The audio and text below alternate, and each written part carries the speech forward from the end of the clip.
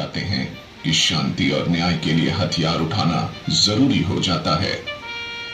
सन 1971 में भी ऐसे ही हालात बन गए थे, जब मानव इतिहास के सबसे भयानक नरसंहारों में से एक को रोकने के लिए और बांग्लादेश को आजाद कराने के लिए भारत को जंग के लिए तैयार होना पड़ा।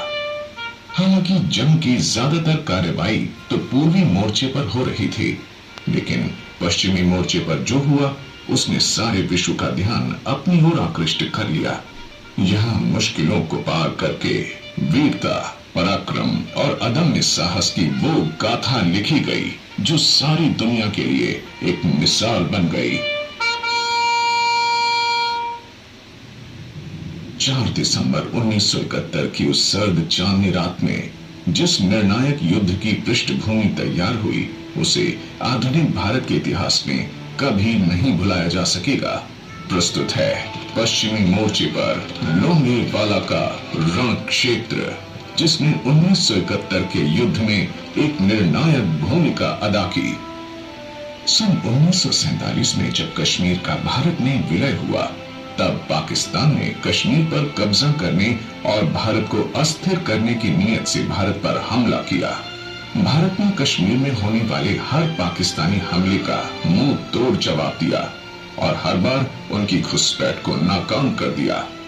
सन 1965 में पाकिस्तान ने कश्मीर को भारत से तोड़कर अलग करने की एक और नाकाम कोशिश की, जिसमें 17 दिनों तक चले इस युद्ध में पाकिस्तान की वो करारी अपमानजनक हार हुई, जिसका अंत ये हुआ कि पाकिस्तान को ताशकंद में युद्ध विराम के समझौते पर हस्ताक्षर करने पड़े। भारत को तोड़ने की कोशिश करने वाला पाकिस्तान हर बार अपनी कोशिश में नाकाम हुआ। भारत को तोड़ने का सपना देखने वाला पाकिस्तान सन 1971 में खुद ही टूट गया। ऐसा उस समय हुआ जब पूर्वी पाकिस्तान में उसने लोकतंत्र के विरुद्ध अपने नागरिकों का ही गला घोटना शुरू कर दिया। आज का बांग्लादेश, जिसे उस समय पूर्वी पाकिस्तान कहा जाता था, वहां शेख मुजीबुर रहमान की अगुवाई वाली आवामी लीग पार्टी को पाकिस्तानी संसदीय चुनावों में बहुमत प्राप्त हुआ, लेकिन पाकिस्तान ने विधिवत निर्वाचित सरकार को लोकतांत्रिक अधिकार देने से इनकार कर दिया। पाकिस्तान के राष्ट्रपति याहिया खान ने पूर्वी पाकिस्तान में अपने नागरिकों को लोकतांत्रिक अधिकार देने की बजाय उन पर आतंकवाद का शासन थोप दिया, जिससे मजबूर होकर 1 लाख बांग्लादेशी नागरिकों को भारत में शरणार्थी बनकर आश्रय लेना पड़ा। Chief marshal law administrator general tikka Khan की क्रूर दमनकारी नीतियों के बावजूद पूर्वी पाकिस्तान में विद्रोह की ज्वाला शांत नहीं हो रही थी। पूर्वी पाकिस्तान को एक नई पहचान दिलाने के लिए संघर्षशील वीर स्वतंत्रता सेनानियों को भारत हर संभव सहायता प्रदान कर रहा था। इस कारण पाकिस्तान ने भारत पर एक और हमला करने का फैसला किया। बांग्लादेश से हजारों किलोमीटर दूर भारत पाकिस्तान सीमा पर राजस्थान की लोंगेवाला पोस्ट पाकिस्तानी हमले का शिकार बनने वाली पहली कुछ जगहों में से एक थी।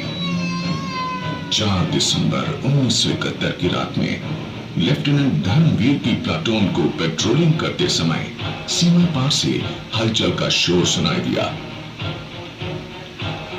इस हलचल में उन्हें साफ साफ पता चल गया कि वहां बड़ी संख्या में टैंक हैं जो लोंगेवाला की तरफ ही आ रहे हैं। Sir, they are heading towards Longewala, हमारी पोस्ट की तरफ बढ़ रहे हैं। हमारी पोस्ट पे हमला करेंगे सर, होगा।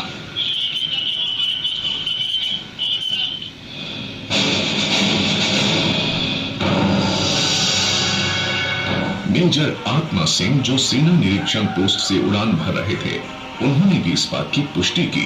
उन्होंने एक पाकिस्तानी सैन्य टुकड़ी की जानकारी दी जो सीमा से 16 किलोमीटर दूर थी, जिसमें लगभग 3000 जवानों की इन्फेंट्री ब्रिगेड, 48 टैंक और बख्तरबंद गाड़ियां आदि थे, और ये सब भारत पर हमला करने लोंगेवाला की तरफ ही आ रहे थे।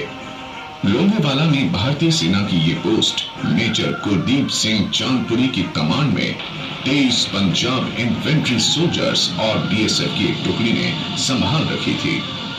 इनके पास न तो तोपखाना था, न कोई टैंक सपोर्ट थी, न किसी तरह की बारूदी सुरंगें थी।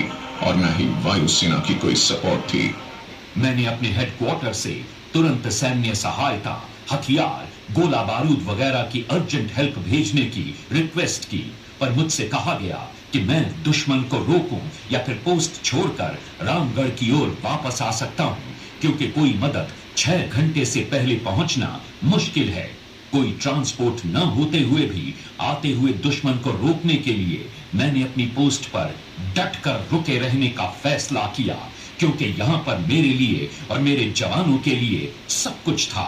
प्रोविजन, वाटर, आर्म्स और एम्यूनेशन। आज की रात हमारे लिए इम्तिहान की रात है, क्योंकि एयरफोर्स कल सुबह तक हमारी मदद के लिए नहीं आ सकती और सुबह होने के लिए काफी वक्त बाकी है। जवानों, दुश्मन सामने खड़ा है। हम 120 हैं, वो पूरे टैंक रेजिमेंट के साथ है। कमान ने हमें पोस्ट छोड़कर पीछे हट जाने के लिए कहा है, मगर फिर भी आखिरी फैसला मुझ पर छोड़ा है और मैंने फैसला यह किया है कि मैं मेजर कुलदीप सिंह अपनी पोस्ट छोड़कर नहीं जाऊंगा।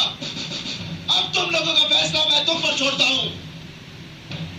जो लोग ये पोस्ट छोड़कर जाना चाहते हैं जा सकते हैं। सच्चे बादशाह 10वीं पातशाही श्री गुरु गोबिंद सिंह जी महाराज ने फरमाया है, चिड़िया नाल जे बाज लड़ावा ता गोबिंद सिंह नाम तहावा। साहब जी, जब चिड़िया बाज के साथ लड़ सकती है तो हम तो इंसान हैं। हम नहीं जाएंगे।